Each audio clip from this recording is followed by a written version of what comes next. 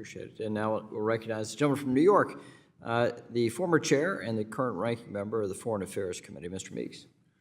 Thank you, Mr. Chairman. And first, let me just thank you for the way that you conduct the hearings here in the Financial Services Committee. You have truly been a statesman in trying to get things done, and you will be missed here.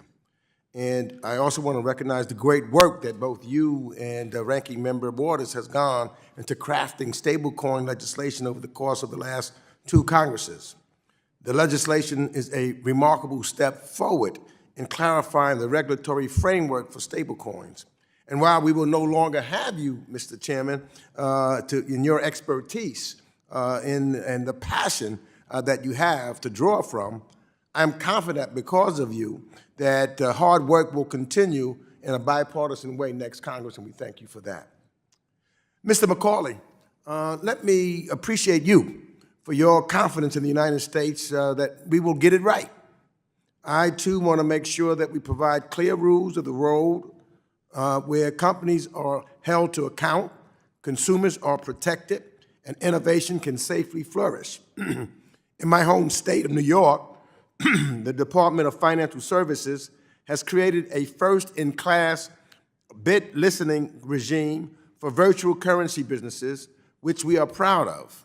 So can you speak to the importance of preserving a state pathway in any future stablecoin legislation, while also providing a federal floor so that we don't see a race to the bottom? Congressman, thank you for the question. And one of the great traditions in American financial regulation is the kind of shared responsibility at the federal level and the state level.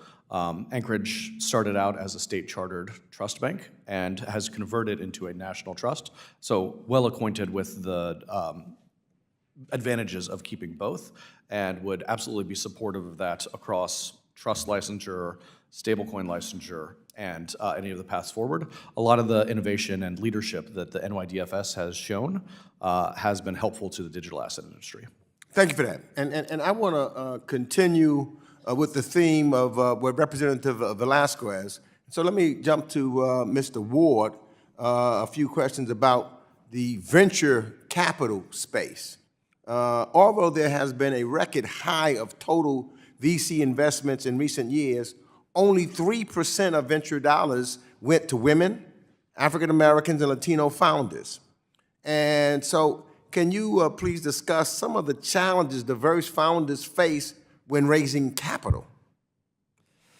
One of the challenges entrepreneurs have when they raise capital is by regulatory design, you can only raise capital from people you have a prior relationship with. So it's literally the definition of the Old Boys Network, where you can only raise money from rich, not just people you know, but rich people that you know.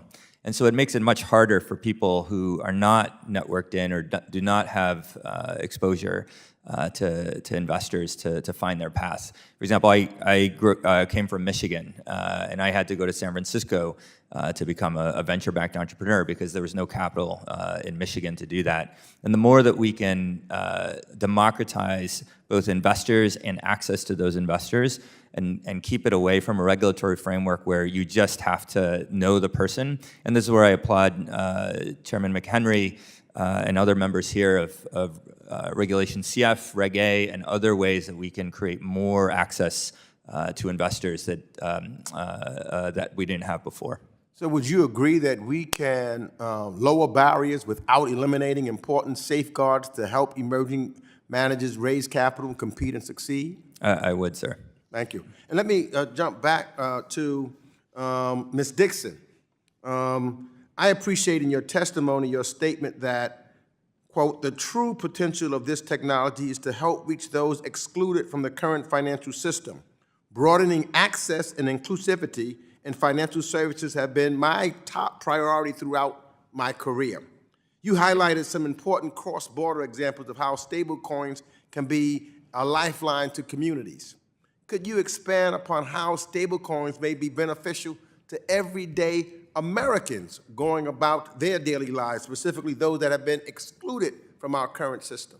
Yes, thank you so much for the question. It is the same here. There are lots of people in the United States that are equally left out of the financial infrastructure of today.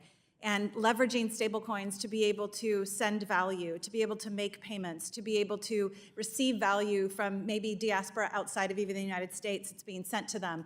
Them being able to send money they work in the United States and they send money back to family. The fees can be upwards of 8 to 15%. This actually saves them a tremendous amount, downwards of like 2% on a global average. When you think about that, when you think about how many daily, how much in their daily lives can be impacted by leveraging stablecoins and leveraging a US dollar-backed stablecoin for that safety and that stability of that dollar asset, it changes everything for them. So it's the same in the United States. It's just we don't talk about it as much because we do have products that allow users like Venmo. But even with Venmo, for example, you need to have a bank account and credit cards to be able to make that work. With stable assets, you don't need to. So this technology is, it could be a life force for so many in the United States as well. Thank you.